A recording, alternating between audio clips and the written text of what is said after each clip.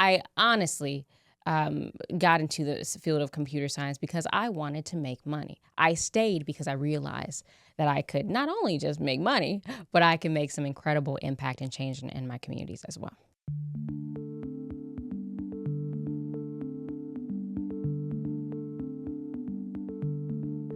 But Nadiyah Johnson's journey started somewhere unexpected. International politics, a dream of becoming a CNN correspondent. She pivoted to a degree in computational science. After graduation, she walked into a Milwaukee Tech event, and what she saw didn't sit right. She looked around the room, and not one person who looked like her was building the city's future. She could have begged for a seat. Instead, she built the galaxy. Nadiyah Johnson is the founder of Jet Constellations and the Milky Way Tech Hub. She rose from this city, and she's making sure she's not the only one who does. I'm Shannon Sims. This is Rising Forward, stories of social entrepreneurs building businesses that solve real community problems and showing how one person's commitment can move Wisconsin forward.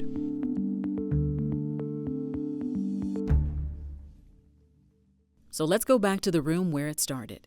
I want you to describe for me that moment you walked into, what was it? I believe it was the Tech Week event with your father, and you're looking around the room. What were you feeling as you were surveying the space? I'll be honest, I was pissed off. And there's no better way to describe it. I did not like the idea of so much happening in our city, yet people who look like me, nowhere to be found. Nowhere to be found. And that was my personal experience. And if they were to be found, they were easy to find because it was only one of them. And so I was angry. And I remember my current pastor, but at the time, Pastor Brian, he shared with me, sometimes you have to, follow that feeling. Your anger sometimes shows you what your purpose is. And it certainly showed me then. So I wonder, what did you decide to do about it? I had a couple options. I could beg for a seat at the table, or I could make my own table. So that's sort of pulled out the hammer, the saw, and you start in the nails. And everything else. So if Milwaukee's Black and Brown community, tech community specifically, is not positioned where they should be right now, what do you think is happening? Some of the gaps that I've been observing over the last almost 9 years is that there's systems that aren't necessarily shaking hands. So if you're building a tech hub, one of the things that Milky Way Tech Hub aims to do is to connect the puzzle pieces. And so while we have incredibly brilliant individuals with great ideas, perhaps they don't necessarily know how to code or have a tech co-founder. If we have individuals that want to get into the field of technology and work in corporate, they don't necessarily have a clear avenue how to do that, so they don't have connections with workforce. And so with that, I think the importance of the work that's happening with Milky Way Tech Hub is creating the connection points for these individuals. So it's fair to say it's the bridge. Yes, very much so. What do you think is happening in Milwaukee's tech ecosystem right now that people outside the city just don't understand? That's a great question. I would say it's growing. I think that there's becoming an increased appetite to get into the field of technology and at least understand it. And what I'm seeing is more organizations are realizing the importance of collaborating in order to really push this tech hub movement that's happening in the city of Milwaukee. But I'll be honest, there's some neighboring cities that are hearing about the work that's happening here, and that excites me a lot. Before we get in depth with the hub, let's just give a quick version of your background. Yeah. From GE Healthcare, Marquette University, the doctorate. What did all of that prepare you for in how you see the tech ecosystem here in Milwaukee now? Yeah, well, I mean, I do have these days a pretty extensive journey in technology. GE and working in corporate really taught me how to scale systems. Oh, okay. Yeah.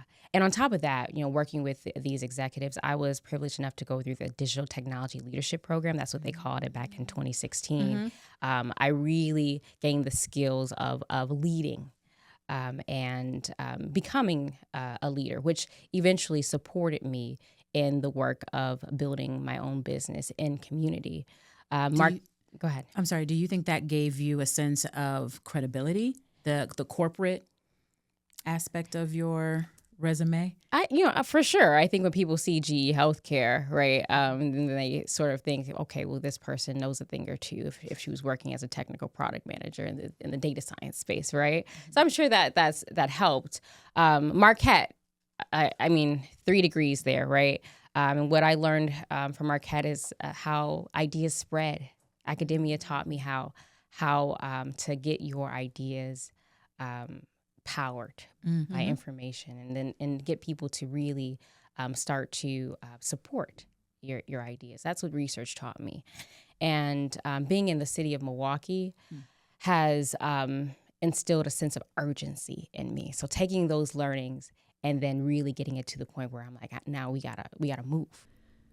That impact she talks about, it almost didn't happen because the climb started with a number she's not embarrassed to say out loud anymore. My first calc exam, 26%, which basically means they maybe gave me credit for putting my name on it. And I started to have that hard look that, a lot of college students experience. You look at yourself, should I change my major back, or is this meant for me? And I can honestly say persevering instead of pivoting was the best decision that I could have made. It was hard. And I'm honest about that journey because I don't want to encourage people to get into the field of technology and make it seem like it was a cakewalk. It wasn't, right? But still the best decision that I could have made for myself at that point in my career. And it's opened up numerous doors. I mean, from leading global teams to walking into the White House for a meeting. And that's why I'm so grateful that, I continue to persevere even, with some war stories like 26% on a calc exam. So obviously, First of all, calculus is not like a walk in the park. No, it's awful. but eventually, I was able to sort of conquer that challenge. And I want others to hear that story so that they know that it is possible. If I can go from 26% on a calc exam to eventually a master's in computational science, which is the marriage of mathematics and big data and computer science, and eventually a PhD in computer science, you can do it too.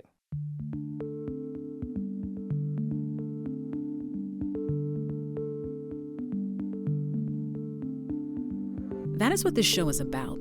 Not the clean version of Rising, the real one. If you're just joining, this is Rising Forward on 89.7 WUWM. Now imagine getting 26% on a calculus exam. Everything in you wants to go. Nadiyah Johnson decided to stay. And when she finally made it through, she didn't just keep climbing. She looked back down and started building the infrastructure so that the next person wouldn't have to do it alone. She had the degree, she had the corporate resume. What she didn't have was a reason to stop there. You went and created a software company. Why not a nonprofit? My company, Jet Constellations, we started late 2017, November of 2017. And what I initially meant to do was to support and consulting specifically marginalized communities and helping them to make headway in this budding startup tech ecosystem. And then I quickly realized that there was a huge gap in actually building out these products or these ideas that these individuals had. And that's why Jet Constellations quickly evolved into a software company. So then you build the hub. Yep. The Milky Way. I love the name of that on top of the company. Yeah. So describe the Milky Way. Yeah. So Milky Way Tech Hub, the social impact arm initiative of Jet Constellations, aims to make the city of Milwaukee and now the Midwest region a tech destination, focusing in on marginalized communities, 3 pillars: STEM education and workforce, entrepreneurship, and community. And a lot of our work is fueled through our corporate membership to power our communities and either upskilling them or empowering them in the corporate space, or just supporting individuals who are tech curious, tech enthusiasts. Are there a lot of tech curious yes, folks out here? Yes, absolutely. Absolutely. And, Okay. and it's something that I want more people to be aware of, is that if you're using Facebook or Instagram or TikTok, right? Technically, you are leveraging some form of software, right? What I want to do is leverage. What we're actively doing is getting people to leverage these platforms, right, productively. Produce them. Yes. To be the producer and not the consumer. To be the producer and not just the consumer of tech. And I think that is the identity that I'm striving for our communities. So what are some of the things that founders get wrong when they come to your accelerator program? Yes. I think sometimes they get stuck on a specific idea, a little bit too stubborn, right? Where they're really on to something great, but then sometimes they're not necessarily interested in taking it step by step, right? So I have this saying that when I talk to founders, I say you don't want to boil the ocean, right? Ooh. You have to start at a specific place, and so we like to say nail it before you scale it, right? Which is to say, let's start at what's called a minimum viable product, and let's get it to a point where we can iterate. Continue to take features out, put features in, so we can get to the point where you're ready for the next step. One example, a man came into our mastermind. Our mastermind runs about 3 months, and he just said, I've had this idea for a while. I've not started anything. I wrote something on paper, and by the end of that mastermind, he had a clickable prototype. And so this is the sort of programming that I think is necessary for our communities so that they can see what's possible. And it's not just about, with Milky Way Tech Hub and Jet Constellations, building a product as much as it is creating infrastructure for possibility. And that infrastructure, she doesn't just build in the easy places. She takes it into the hardest rooms she can find. I also like what you're doing because it's not just for our youth. You're also taking this knowledge into spaces and places that many people wouldn't think of. Can you speak on what you're doing in that justice space with tech? And I think that's what makes Milky Way Tech Hub so unique, right? Is that you're not going to see the traditional folks per se. You go to different coalitions, collectives, associations, and they oftentimes, right, they're catering their programming to corporations and only corporations, and so they leave different parts of community out. And so for Milky Way Tech Hub, yes, we're targeting the youth, but also we're targeting the elderly. We're targeting individuals who are just as involved. And honestly, that's probably one of the most impactful programming that I've engaged in my entire life. Really? Yeah. So we work with a nonprofit called My Way Out. And they brought us, we started working together maybe 4 or 5 years ago. Time is moving so fast. And eventually, I want to say 3 years or so back, we were able to go inside of CRC and start educating individuals who are currently incarcerated a couple of weeks or months before they're released. And so what we do there is we upskill them on emerging technology, like artificial intelligence, and educate them on how they can use these platforms to support their reintegration. So individuals leave CRC with business models or a roadmap, some sort of blueprint or game plan generated with AI, assisting them in their journey.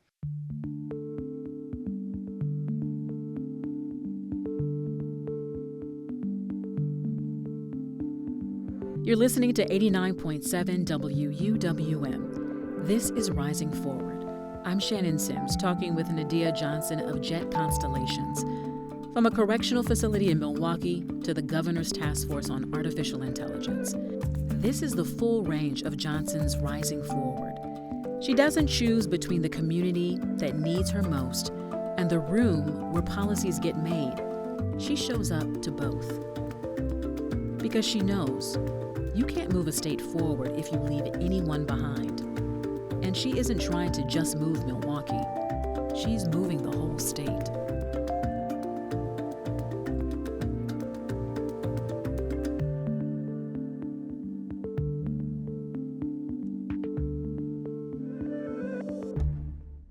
That statewide ambition has a name, and it takes up an entire month on the calendar. How did Wisconsin Tech Month happen? Yeah. Well, so that's a good question, because every October I look around and say, how did y'all let me come up with a month-long statewide initiative? It's a big lift. But it was 2021, and I guess you can say anyone who names their company Milky Way after the galaxy, you're going to think big. And so I thought, I don't want a day, I don't want a week, I want an entire month. And I don't want a city, I don't want a county, I want an entire state, right? And here's why. I think that it is incredibly important for specifically Black people and Black women to take up space intentionally, one. Two, I think that this is a sort of movement that is necessary, the sort of size that's necessary in order to really wake up surrounding areas and let them know that cool things, big things are happening in tech here in this state, right? And sometimes a day doesn't do it. Sometimes a week doesn't do it. And so there are people who have definitely said, like, why a month, Nadiyah? Right? But I think that, it's twofold. Taking up space is a powerful strategy, and it lets people know that we are here. You told me that you were on the governor's task force on workforce and AI. Yeah. And I'm sure you have the doctorate in AI. Yeah. What is the equity argument, though, that makes it to the rooms now that you're there? Artificial intelligence is such a big topic right now, right?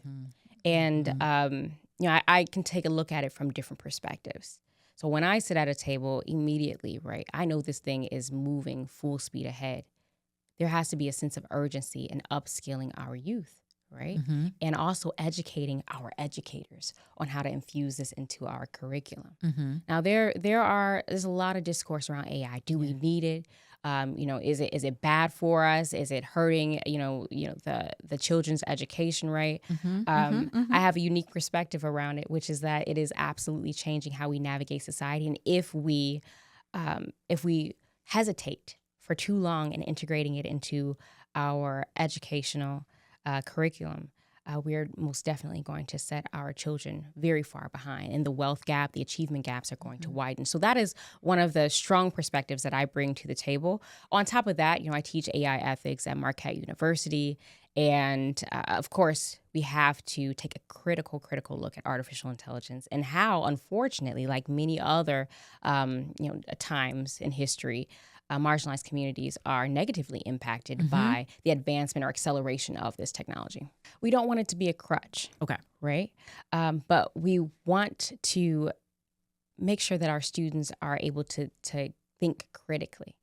I think critical thinking skills is something that we have to really, really focus in on top of supporting their education around artificial intelligence. The critical thinking part has to come first, right?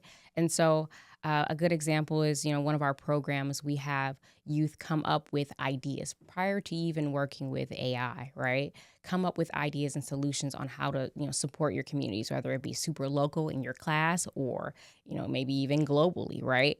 And then from there, teaching them here's the different ways and methods in which you can come up with ideas, and then teaching them how to leverage artificial intelligence to either build out a prototype or help them in supporting them with ideating. So where does all this go? She has a 5-year picture and a warning that comes with it. So what does Milwaukee look like in 5 years if you succeed with, again, the mission of the Milky Way Tech Hub? And what does it look like if you don't? So for me, in 5 years, I want Milwaukee. Is that enough time? Well, things are moving so quickly. I say let's stick with 5 years. But I want Milwaukee to be seen as a model to replicate on how to build innovative, inclusive, and equitable tech ecosystems in a way where marginalized communities are have the resources to thrive in technology, and in a way where Detroit or Chicago or your neighboring cities say, you know what, we need to figure out what they did and how we can do that here. All right, so there's a 19-year-old kid here in Milwaukee, has an idea, but he doesn't see himself in these tech ecosystems that you speak about. What would you want him or her to hear directly from you? That you absolutely can realize whatever vision that you have for yourself and or your community in the space of technology. It's just a matter of trusting yourself and knowing that the resources are out there and finding whatever tech hub or tech community that can provide those resources. They're there. Unfortunately, there's not enough awareness around these resources. So, in 5 years, I would love that individual to wake up to a world where there's co-working spaces, fabrication labs, makerspace labs. They can come in and participate in different programs that give them the grants and the opportunity to make and market whatever it is that they want so that they can have the dream of building a product or a company that truly helps them to start the journey of creating generational wealth. I love it. Okay, so I know the answer to this because you are a visionary, but is this a Milwaukee story or a Wisconsin story? Oh, that's a good question. No one's ever asked me that question before. I would say, if I had to choose, it's a Milwaukee story. It is. And, I think that not only is it a Milwaukee story, it's a Sherman Park story. Okay, she went down to the neighborhood, y'all. To get very local. And I think that part is important, right?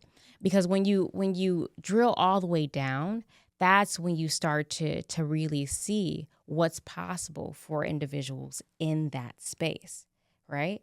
And so if, I was being interviewed by Time Magazine or something like that, let's manifest that for me. Let's manifest it.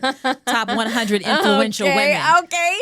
All right. So then I would most certainly start first with talking about Milwaukee, talking about Sherman Park area and what's actually possible. Okay, so what's the one thing you would want somebody to take away who's listening right now and do? I would say lean less into fear and lean more into possibility.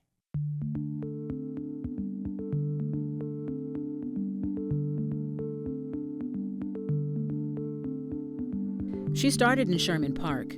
She almost failed calculus.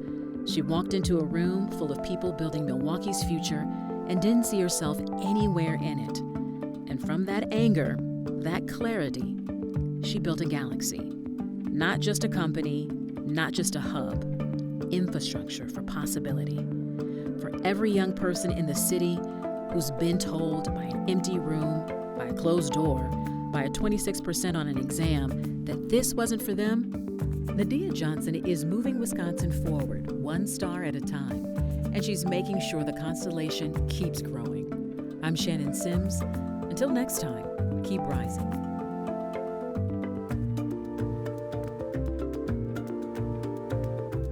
Today's episode was produced by Mic'd and Ready Media.